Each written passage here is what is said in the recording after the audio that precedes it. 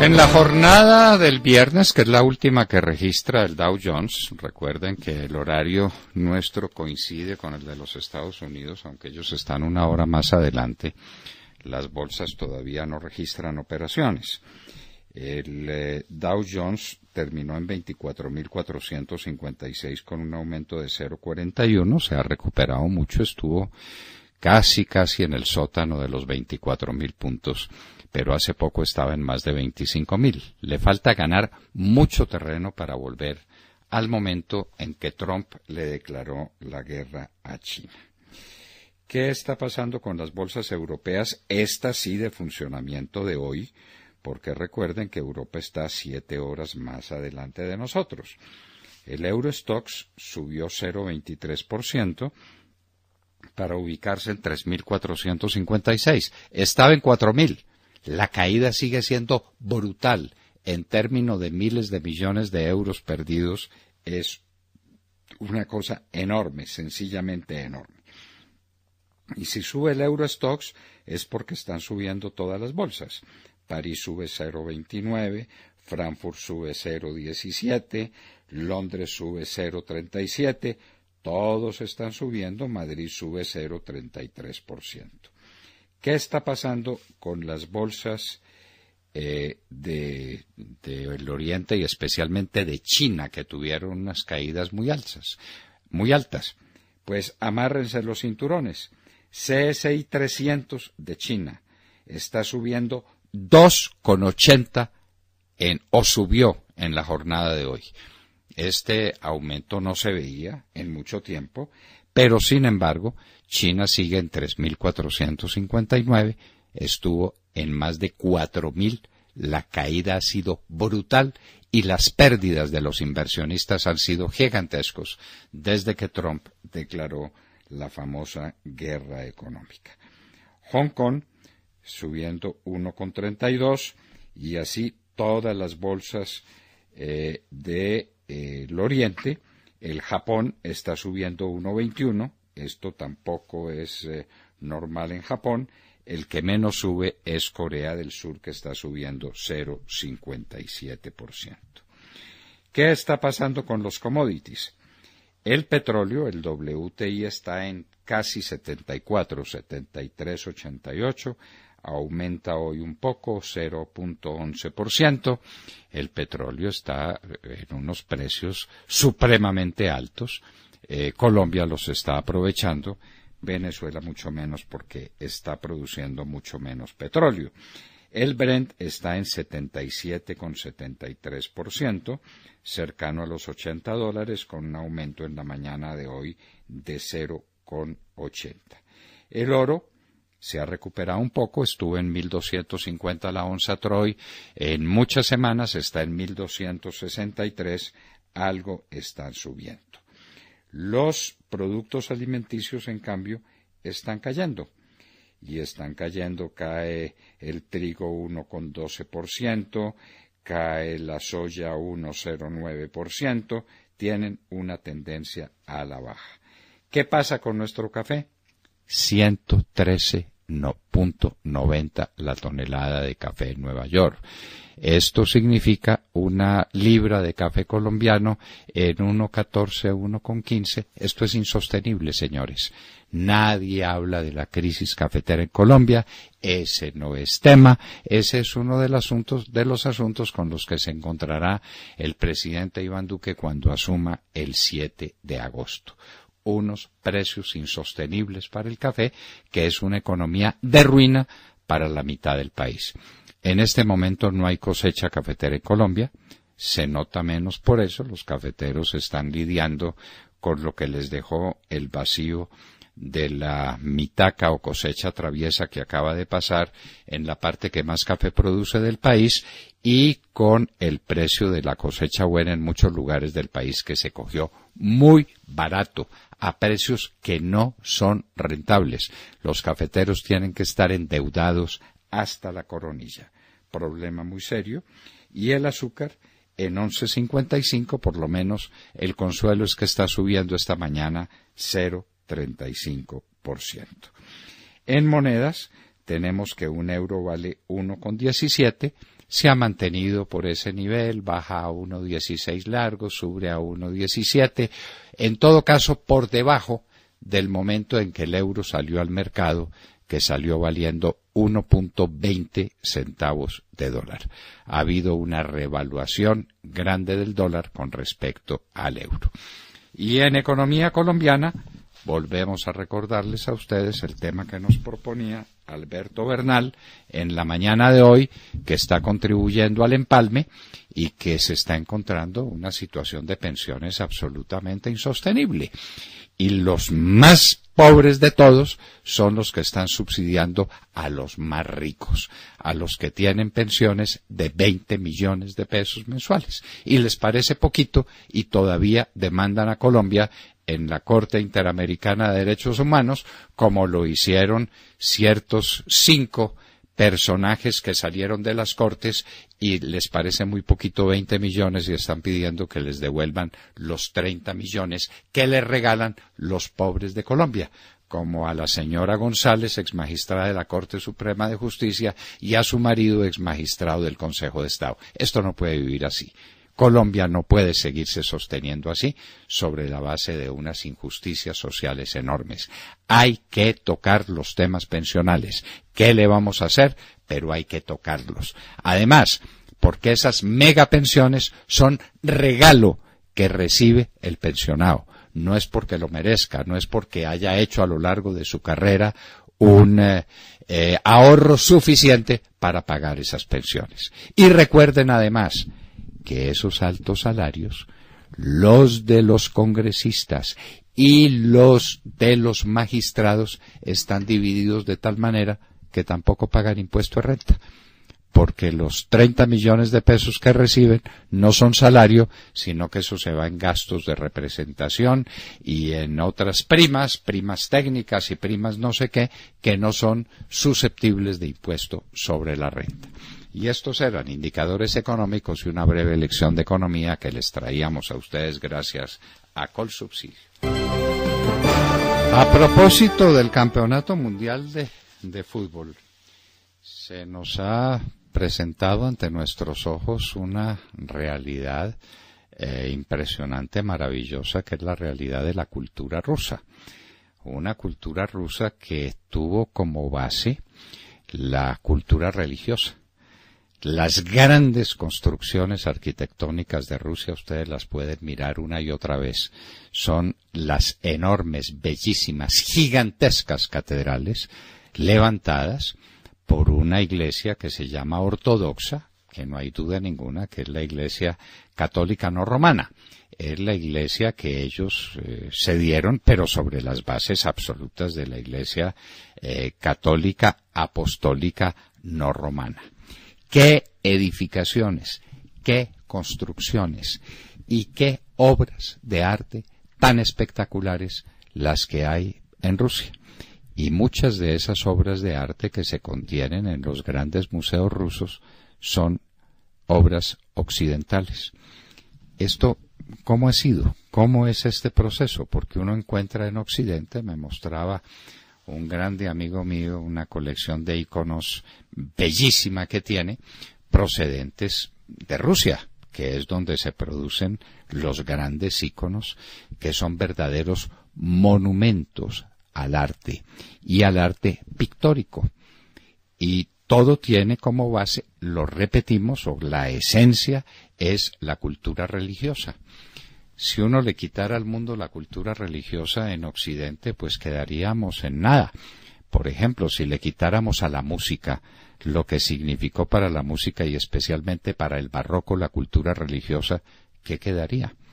Quedaría, pues, sería un vacío tal que la cultura occidental no volvería a ser la cultura occidental. ¿Dónde se desarrollaron los grandes núcleos de pensamiento? En las universidades, que fueron inicialmente, lo siguen siendo en alguna medida, muchísimo menor, pero inicialmente fueron universidades católicas, universidades religiosas, inmensos centros de pensamiento que irradiaron sobre la cultura occidental. Si uno mira la pintura, miren ustedes la pintura del Renacimiento, que es la grande eclosión de la pintura occidental en el mundo, esa pintura tiene la materia religiosa como elemento fundamental. Miren a Miguel Ángel, miren a Rafael, miren a Leonardo, la Última Cena, miren ustedes toda la pintura anterior, la pintura de Botticelli, la pintura de todos esos genios que llamamos el taller, la época del gran taller, cuando Italia era un taller de pintura religiosa fundamentalmente, que se encuentra en los grandes museos europeos. Vayan a Florencia, repasen ustedes los cuadros florentinos, que son pasmo para la cultura humana. Allá están representados en la cultura religiosa. ¿Cómo pasó la cultura griega, que luego se transformó en el epicentro de la cultura romana, cómo pasó a Occidente? ¿Cómo fue eso? A través de la escritura.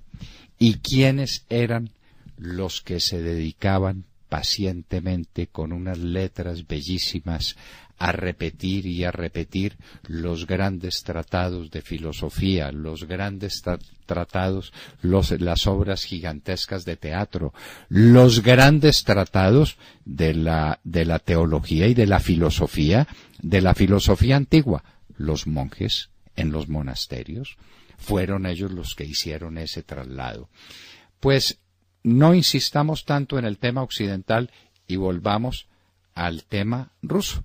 Los grandes edificios, los monumentos, la arquitectura rusa tiene que ver fundamentalmente con la cultura de la Iglesia ortodoxa rusa, que dejó, Dios mío, y construcciones obviamente de los zares y construcciones de los grandes artistas, porque todo giraba alrededor de la cultura religiosa, base, sustrato, soporte de los rusos, que están también muy influidos en la cultura musical de Rusia, que es gigantesca. Podremos hacer más adelante una presentación de la cultura sobre los músicos rusos, y qué hablar sobre la literatura rusa. La literatura rusa, que se menciona muy poco a propósito del Mundial, y entre otras porque el mundo comunista e inclusive el mundo postcomunista, el de Putin, no tiene la simpatía que debiera tener por los grandes escritores rusos. Cuando a uno ha producido a Tolstoy, cuando a uno ha producido a Dostoyevsky, cuando uno ha producido a Turgenev y a Boris Pasternak y a Sholokhov, a los grandes genios de la literatura y de la novela rusa en particular, uno dice qué gran pueblo ha sido el pueblo ruso. Todo eso se paró abruptamente en la época del marxismo, el marxismo que es muy enemigo de las manifestaciones culturales que necesitan fundamentalmente una efervescencia del espíritu capaz de producir las grandes obras. Los grandes novelistas rusos de esa época fueron los novelistas de protesta. Ahí empieza una nueva floración de la cultura rusa. El archipiélago Gulag, por ejemplo, las obras de Vasily, por ejemplo, son obras de protesta contra el régimen ruso, que secó el alma rusa, que no volvió a producir lo que producía en la música, en la pintura, en la arquitectura. Nada más triste, nada más desolador que las obras arquitectónicas rusas de la época del marxismo-leninismo, una monotonía infinita, una falta de gracia total, una falta de empuje espiritual. Y es que la cultura tiene que ver con el ambiente en que se vive, si es ese ambiente regocijado, bello, floreciente de la época del Renacimiento, tiene una forma de cultura.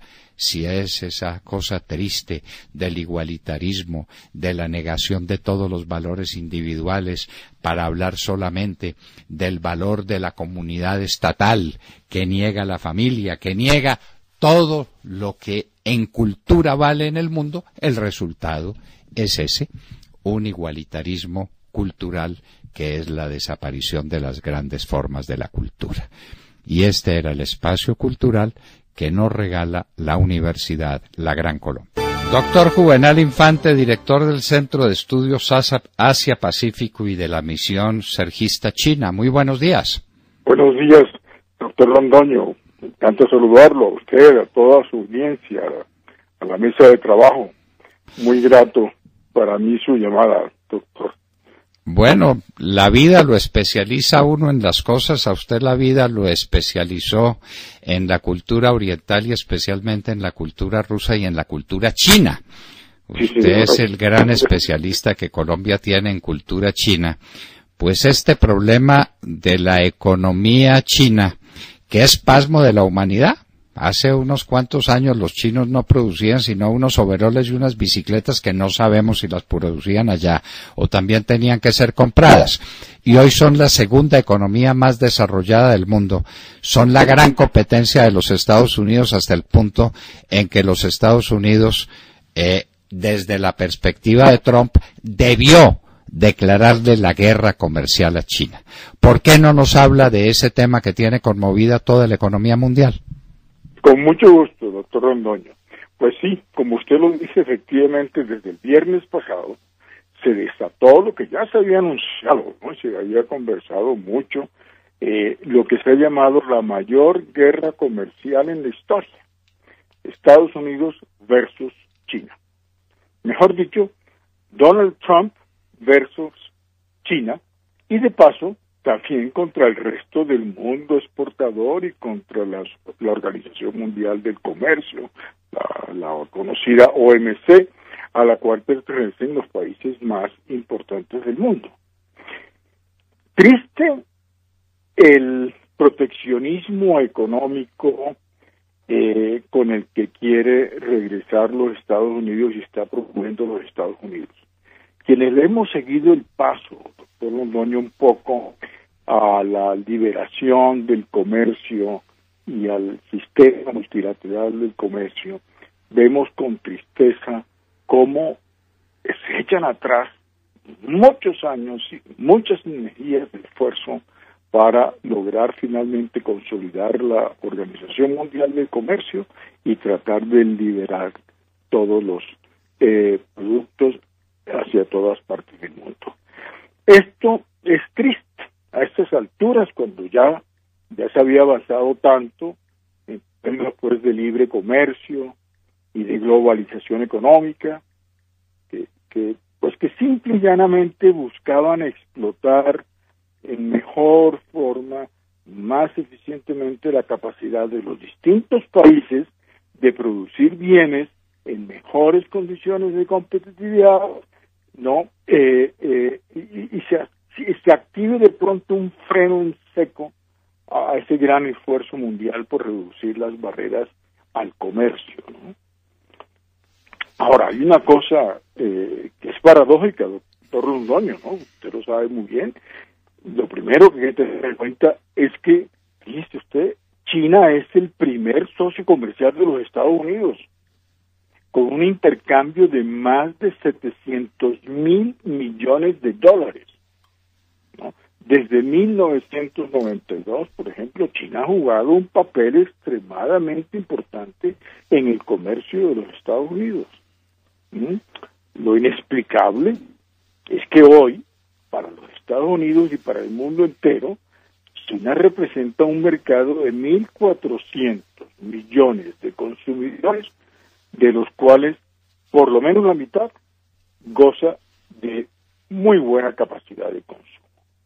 Y la mitad de esa mitad, digámoslo así, es decir, al menos unos 300 millones de chinos ya se cuentan entre los consumidores fuertes a nivel mundial y de un innegable potencial creciente de consumo. Eso hace mitad de la población de los Estados Unidos. Son más de 300 millones de personas.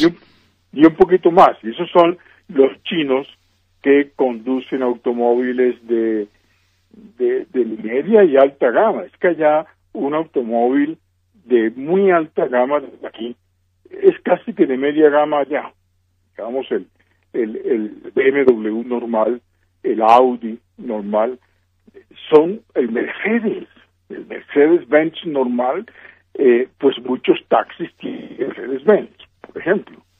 Entonces ya esos son automóviles de media gama para ellos, ¿no? Y esto que está ocurriendo, por eso es realmente sorprendente, es inexplicable. Yo personalmente no entiendo cómo los Estados Unidos no trataron más bien de hacer un esfuerzo de otra manera para equilibrar la balanza comercial, que efectivamente es muy deficitaria con China, pero eso lo ha podido hacer, no sé, mediante un incremento en su productividad, en su competitividad, en hacer un mayor esfuerzo por conquistar los mercados de China. Lo han hecho algunas empresas, todas con un gran éxito, pero lo no comprensible es cómo más bien se le enfrentan a un mercado con unos clientes potenciales fabulosos, ¿no? Pues por unas razones que yo he venido averiguando. Y esas razones que yo he averiguado son las siguientes, les voy a contar. Hay un señor muy importante en este tipo de decisiones, que es el representante comercial de los Estados Unidos. Estoy buscando el nombre, que lo tengo anotado por aquí, pero no importa tanto el nombre. Sí, Robert Lighthizer. Robert Lighthizer es un abogado, señor de unos 70 años, fundador de su propio bufete en Washington, el cual durante décadas ha mantenido como principal tarea de su empresa, de su bufete, la defensa de los intereses de la industria americana del acero. Él mismo es hijo de una familia de acereros. Se educó, se graduó en Georgetown, ¿no? Ha trabajado siempre en Washington y eres ahora el representante de comercio de los Estados Unidos, ¿no? Desde la posesión de Donald Trump. O sea que él es el responsable de recomendar y desarrollar la política comercial de los Estados Unidos, de ese país, para el presidente de los Estados Unidos. Es decir, su cargo inclusive forma parte integral, es parte de la oficina ejecutiva del presidente de los Estados Unidos. Entonces uno de pronto dice, por ahí puede ser que haya habido una presión muy grande por parte de los acereros americanos, porque todo comenzó por ahí. Todo comenzó por gravar los productos del acero y del aluminio, con 25% unos, 10% los de aluminio. Pero si es así, pues es un pesar.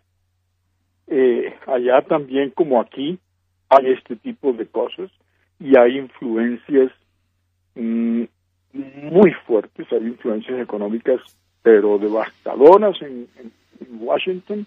Ese lobby de Washington puede ser muy travieso y puede llegar a hacer cosas como la que está ocurriendo, ¿no? Es verdaderamente inverosímil, es algo que no se esperaba el mundo, no se lo esperaba. Es que cuando hemos hablado siempre de los beneficios de la globalización, del libre comercio, de pronto imponer barreras a ese libre comercio es algo que no se esperaba, ¿no? No se esperaba, esto es inusitado, es una guerra inusitada, inaudita, que no habíamos presenciado y de la que no habíamos oído hablar desde que logramos todo lo que se logró, dar los pasos que se logró hacia la libertad de comercio, hacia la disminución o la eliminación total de los aranceles, de todas las formas proteccionistas. El mercado se abrió para favorecer al mundo y ahora estamos regresando en un regreso muy curioso, el eterno regreso de las cosas, decía Nietzsche, pero uno creía que en esta materia no íbamos a regresar. Sí, eso lo tiene usted. Pues para mí, los anales de la historia económica del mundo contemporáneo van a registrar este pasado viernes, ¿no?, como el viernes gris, yo lo he llamado, no por llamarlo el viernes negro, porque tampoco es así, pero sí el viernes gris, porque atenta contra el libre comercio entre las naciones, el llamado sistema multilateral de la OMC, que constituye el principio fundamental de la organización, ¿no?, y cuyo objetivo es precisamente servir de foro en el que los países miembros puedan exponer sus diferencias comerciales y justamente la reducción o eliminación de tarifas arancelarias o cualquier otro obstáculo que impida o que limite, digamos, el libre comercio o las condiciones de acceso de ciertos productos en determinado mercado. Esto, aquí los Estados Unidos no acudieron a la OMC, sino que tomaron unas medidas perfectamente unilaterales y que está afectando realmente al mundo entero. El primer afectado es la OMC. La OMC, porque ahora todo el mundo se preguntará qué tan eficiente ha sido este organismo, como le digo y le decía, costó mucho esfuerzo y mucha energía de muchos países del mundo para reunirse y concretar los principios de las regulaciones del comercio mundial. Claro.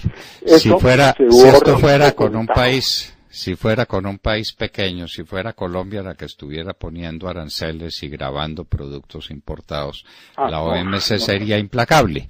Pero claro, sería implacable e impone castigos, ¿no? Claro, pero con los derechos de compensación y una serie de cosas que frenan un poco los países a portarse así, pues de una manera perfectamente caprichosa dentro del comercio mundial. Es que es una cosa muy delicada, y en este sentido yo pienso que todo ha sido pues iniciativa de los Estados Unidos. Bueno. China lógicamente no se queda con los brazos cruzados, no se queda inerme y ya están prometiendo y cumplen con una retaliación, digamos, perfectamente al mismo tenor y en las mismas proporciones y la misma intensidad de lo que están haciendo los Estados Unidos. Pero eso no está bien, para el mundo entero eso no está bien. Yo creo que ellos han debido sentarse a conversar muchísimo y haber llegado a unos acuerdos bilateralmente o dentro de la OMC, que hubiera sido lo ideal. Pero no, sorpresivamente declaró la guerra y estamos en la guerra y la economía del mundo es la que va a padecer los resultados de la guerra. Lo que han perdido los inversionistas en la caída de las bolsas es de trillones y trillones de pesos en la terminología norteamericana o de billones en la terminología nuestra. Billones perdidos en Europa, billones perdidos en las bolsas americanas, billones perdidos en las bolsas chinas que apenas hoy mostraron alguna recuperación después de varias semanas de estar a la baja. Doctor Juvenal Infante, tenemos que hablar más adelante. Hoy nos devoró el tiempo de su próximo viaje sergista a la China. De manera que ese es un asunto que nos queda pendiente, pero ya muy pronto nos pondremos al día porque esta es una iniciativa interesantísima que no podemos reducir en el corto espacio que tenemos ya de tiempo por nuestros compromisos. Doctor Juvenal Infante, muchísimas gracias por este relato tan objetivo y tan serio que usted hace de esta guerra comercial desatada por los Estados Unidos contra China, que se está volviendo una guerra comercial universal en contra de la libertad de libre comercio que creíamos principio establecido e irreversible. Muchísimas gracias, doctor Infante. Una pequeña explicación. Salimos, ya tenemos viaje programado para este año, será en octubre. Excepcionalmente salimos el 19 de octubre, regresamos el 14 de noviembre.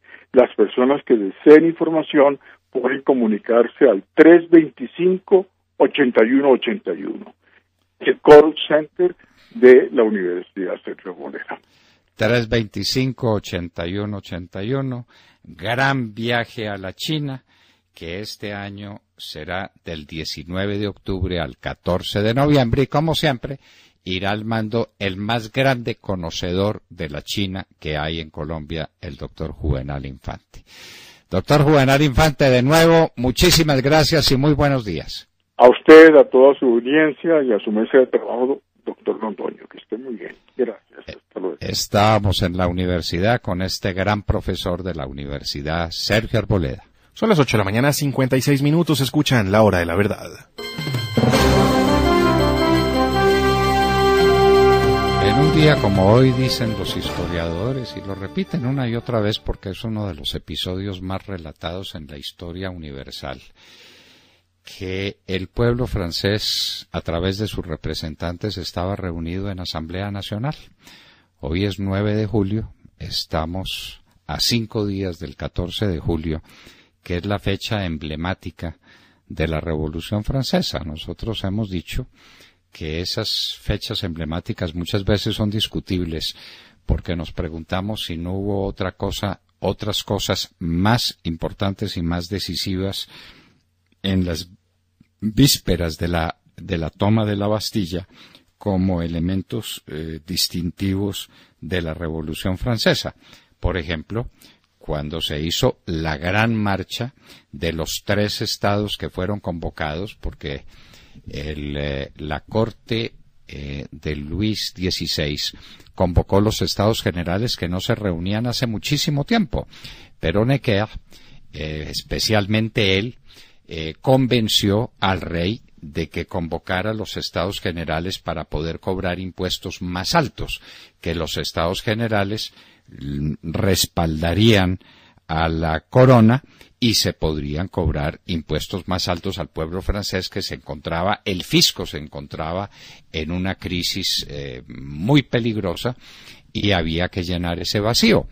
Los estados generales tenían una ventaja, que ya se sabía quién ganaba, porque eran 3 estados.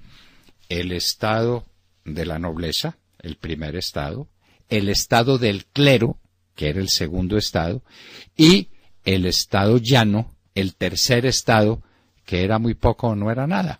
Pero las votaciones se hacían por estados, y siempre, en el peor de los casos, se iba a ganar 2-1, porque gran parte del clero pertenecía a la nobleza. El clero, especialmente la parte representativa del clero, la que iba a la reunión de los estados generales, era de los obispos, casi todos ellos provenientes de la nobleza francesa. Entonces la nobleza ganaba 2-1 y asunto concluido. Cuando aparecen los estados generales en vísperas de la Revolución Francesa o ya preparando la Revolución Francesa, y dice, alto ahí, esto de que somos la tercera parte del pueblo, no, nosotros somos el pueblo. Y vamos a reunirnos como pueblo para darle una nueva constitución a Francia. Y recuerden ustedes, también hemos hablado del tema de la reunión del juego de la pelota. En un gran salón donde se jugaba pelota en Versalles, se reunió el tercer estado y dijo, de aquí nadie nos saca hasta que no nos dejen reunirnos en asamblea. Una asamblea popular que le va a dar a Francia una nueva constitución. Hasta ese momento, nadie hablaba de terminar con la monarquía, nadie hablaba de terminar el régimen, el antiguo régimen, sino de darle unas connotaciones nuevas. Si hubiera habido un negociador, un estilo Mirabeau, cuya voz dejó de oírse en el recinto de la Asamblea Nacional cuando Mirabeau murió, y murió muy a destiempo porque hubiera sido el hombre que hubiera encauzado a Francia hacia una monarquía constitucional. Pero muerto Mirabeau, se desataron todas las fuerzas, todas las pasiones del tercer Estado, que ya en la Asamblea Nacional decía queremos ser alguna cosa. Como lo decían inclusive algunos miembros del clero que se pasaron al tercer Estado. Piensen si no en dos grandes personajes, en el abate Sieyès, que es el autor, algunos lo llaman la llave o la clave de la Revolución Francesa, porque fue el inspirador ideológico de todo el tema de la representatividad popular y de la significación del tercer Estado, que dijo que es el tercer Estado, nada. ¿Qué aspira a ser el tercer Estado? Alguna cosa. Esa alguna cosa sería nada menos que la Francia popular, la Francia de la democracia, que desembocó en un proceso anárquico que condujo a una violencia, la violencia que se llama del régimen del terror, que desembocó en un imperio. Salieron de una monarquía para caer en un imperio, el imperio napoleónico, y después para llegar a una democracia que tuvo también el interregno del segundo imperio, del imperio del sobrino de Napoleón III. Pero sea de ello lo que fuere, hoy estamos recordando la reunión de la Asamblea Nacional. Todavía no hay Revolución Francesa, todavía el pueblo no se ha insubordinado, pero no lo olviden, hay una profunda, una enorme crisis económica, que la padece el fisco, y para resolverlo convocó a los Estados Generales, pero la padece el pueblo, y un pueblo con hambre es un pueblo muy recursivo y muy difícil de manejar. A veces se deja manejar como el pueblo de Venezuela porque lo maneja el terror, porque lo maneja la fuerza bruta, pero donde al pueblo lo dejen respirar, se impone como se iba a imponer este pueblo de la Asamblea Nacional, que en un día como hoy se reunía en Francia en el año de 1789, en vísperas de la toma de la Bastilla, que es lo que se considera como el principio de la Revolución Francesa. Hoy en la historia, en la hora de la verdad, 9 de la mañana, 3 minutos.